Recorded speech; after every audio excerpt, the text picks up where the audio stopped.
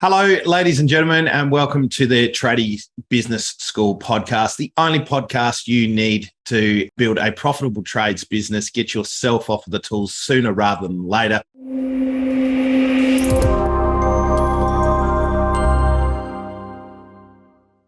Today, I'm joined with the co-host, Louise Ledbrook from Organise Yourself. We had her on quite a few episodes ago now, and we talked about procrastination, and it just got me thinking about so many other things. And today we've got her back. Thank you for joining us today, Lou. We're going to talk about the real cost of distractions today. But first, how are you going? What's been happening in your world? Hi, Adam. Thanks for having me on again. So much. Hopefully not too many distractions. How about you? How's your distractions going? Well, you know what I'm like. I'm like a magpie. I'm constantly chasing shiny objects, the amount of exciting things that happen in and around the business. It's really easy to get distracted. And it's not just about like looking at a cool car or, anything like that. There's always opportunities when you have sort of that abundant mindset and you're constantly looking for ways to go forward. Like just those opportunities tend to sort of show up when you're least expecting them. And I think that's one of the biggest problems with distractions is that this is what happens. We end up, something lands in our lap, it's serendipitous, and it's actually the universe trying to keep us on track with something else, but we end up going down a different path. So I'd love to get your take on distractions. I know you've certainly seen me and helped me navigate many, some which have been great, some which have not been so great. But what's your take on distractions and how to manage them? Well, it's interesting you talked about the bright, shiny object distractions because I think we underestimate that distraction. We think of distractions, which we will talk about, like people interrupting us and the phone pinging, and they are a huge productivity suck, and we will talk about that. But the distractions, especially business owners, right? If you're a business owner, if you're innovative, you see opportunities, like you said, everywhere. And it's hard to say no to yourself, let alone someone else sometimes when you see those opportunities. And so it's how do you identify what's a distraction and what's a legit opportunity that you should be embracing and taking on? Do you have a process for that? Like, I know we've had many discussions about that, but I'd love to know, I'm sure the listeners would love to know what is the process that we go through for deciding whether it's, I think there's it's that spectrum to start with, the small distractions, the emails, the knock on the doors, the, hey, you got a minute, right the way through to, hey, here's a potential project or a business opportunity, or have you considered this, those moments, like how do you handle it? All of them end up being a decision, right? So you just, they pop up, whichever one it is, whether it's a text message or a knock on the door or here's a great business opportunity, they're all a decision. And the foundation of all my decisions is being crystal clear on my goals. Where is it that not anybody else but me is heading, and being really clear on what that thing is or that place is that I'm heading towards. It can't be something vague. It has to be really specific. And then that has to be the first question you ask yourself. The thing pops up and you're like, is that aligned to my goals? Right? And there is obviously, there's flex in everything. So there's sometimes an opportunity pops up and you're like, no, it's not aligned to my goals, but maybe that should be my goal. Like there is those opportunities. But if you, I just like to make new goals. When a new opportunity comes up, it's like, oh, I could do a thing over there that's really cool. What about if I just have that as a goal as well? Yeah, well, it's the as well that when it becomes a problem, right? Yeah. So there's only so many things we're humanly capable of doing at any one time. So if I'm heading in this direction and then an opportunity comes up that means I'm not going to go there anymore, and I go, actually, this direction looks better for me. You have to consciously change that direction, right? It's when you go, I want to go both ways, and keep trying to do both things. And then I'm stretching, like literally you're stretching yourself like this apart, like, Yeah. I think that's what you need to be conscious of and go, it looks great. It's nowhere near the goal I have. There are a million opportunities that look great. They pop up all the time. And if you're like an innovative kind of person, they pop up everywhere. But would you agree with the statement then that your goals then become critical part of your decision-making process? Absolutely. It is the number one question you ask yourself when you're making a decision.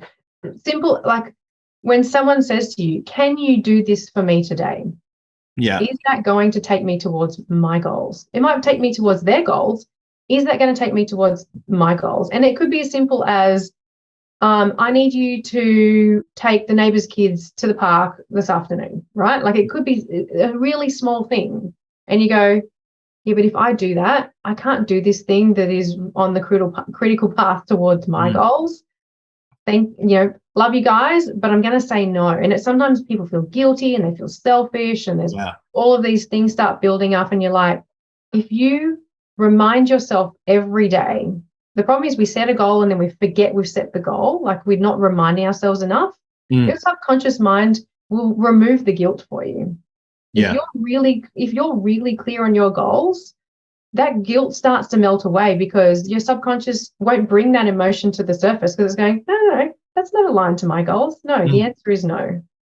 Right? Yeah. I think that's really powerful. Like, and I feel like my own internal values act as quite a really good compass with making decisions around distractions because, I mean, and this is the thing, like, I didn't think we'd end up talking about goal setting, but it's, the amount of people that sort of say to me, goal setting's not that important, or I've kind of got this goal that I'm working towards. Like, it's no different to, like, I remember doing a podcast a while ago talking about niching, it's what gives you that laser focus, like if you know who your niche and your avatar is, you have that ability to really hone in and talk to them. Same with your goals. If you know exactly where you want to go, like you can take the shortest path to that, which then allows those decisions to be made, really fast with, laser precision, because it's like, well, no, that doesn't align. That doesn't,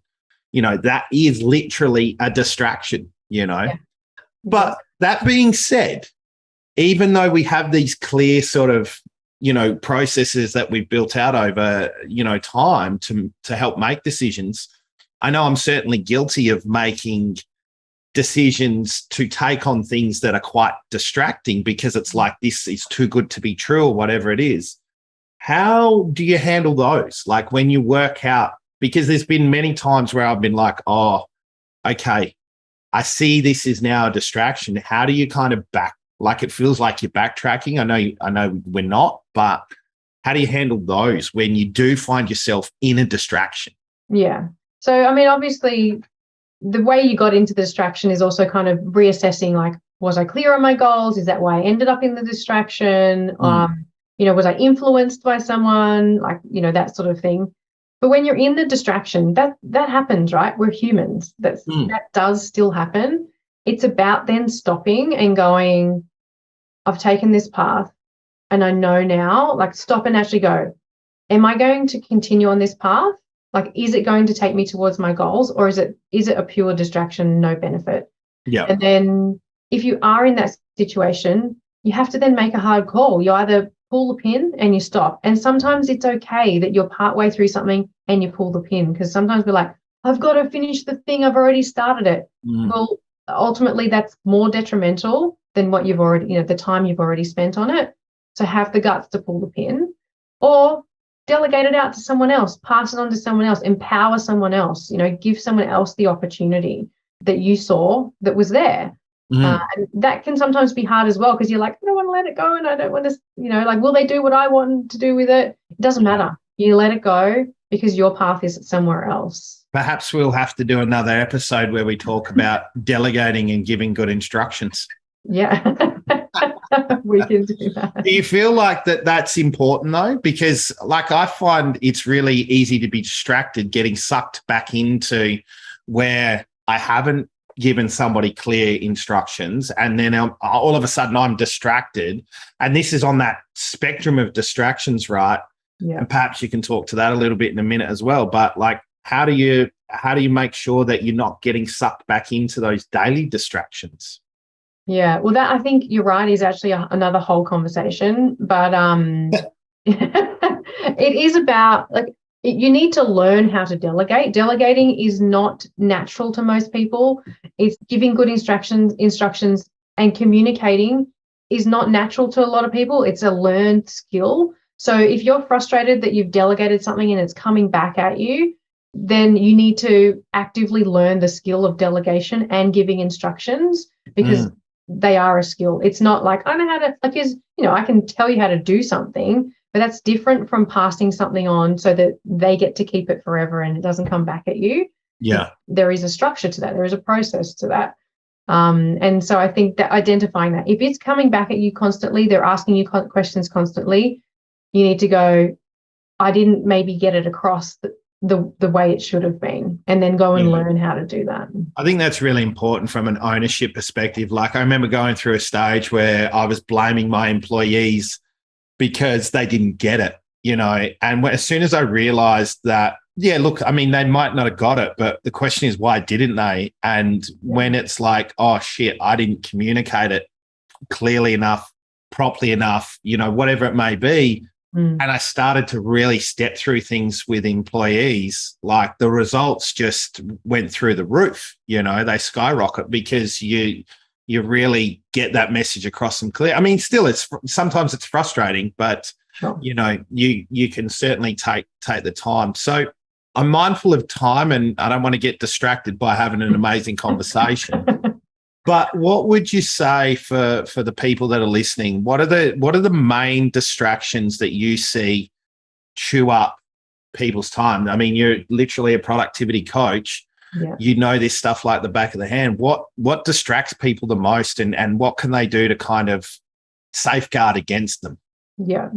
So the biggest distractions often will be the text messages, the phone calls, the someone knocking on the door to ask you a question. Those typically are the biggest time suckers. But they're time suckers because of the way they happen, less the fact that they do happen. So, you'll be in the middle of writing an email and you'll get a text message or a phone call, or you'll be in the middle of reading a document and someone will knock on the door, right? And it's that context switching that is where you become unproductive and where the distractions actually are costing you. So that context switching can cost 40% of your time. So if you're like putting in a big day and you've switched the whole day, 40% of it was just gone on that context. So like a 10-hour day is not unusual for a tradie. So we can be losing up to like 4 hours. So when you talk about context and task switching, because I know we talked about this a lot, but I know this is powerful stuff for out there. Like, how long does it take? Like, if I'm doing something, measuring up on site, cutting something, and then the phone rings, like what's the turnaround time for the listeners? Yeah, so that's actually quite scary, and it doesn't feel like it at the time, but it can be like 7 to 14 minutes per distraction that you kind of lose.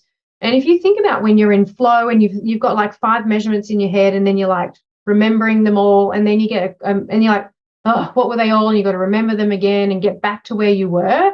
That's what takes the time. It took you 10 seconds to respond to the text message, but it's the process that your mind has to go through to, if you think about a computer opening all these little windows, and then, when the computer crashes and all the windows close, you're like, what were all those windows? You got to find them all and open them up again. And that's what it's doing. So it's a frightening amount of time that a 30-second text message can actually take from your day. Yeah, and I guess that's the thing that we don't consider. Like, it's not just that 30 seconds, it's the time coming out of the task where you're focused on, and it's the time resetting and getting back to that same level of depth that you're in when you were doing that task, and the concentration you had. So I really hope that this podcast hasn't been a distraction for the people out there. I hope they've been able to get something out of this. And once again, I want to thank you for your time, Lou. And if anybody wants to have a chat with Lou about how they can be more productive, please feel free to look her up organizeyourself.com, I believe. Did I .net, get that actually. right? .net. Organizeyourself.net. Yeah. .net. Sorry, apologies. I just thought you'd be .com because, you're human. So, thanks everybody for listening. If you are stuck in your trades business, you're finding your productivity, you're finding you're getting distracted and your productivity is not where it would normally be, please reach out, have a chat to the team. If we can help you, we certainly will. If you've enjoyed this content, please, like, subscribe, click the notifications button so you can see when we drop this new content. And thank you all for joining us today. Thanks again, Lou, and we'll see you next time.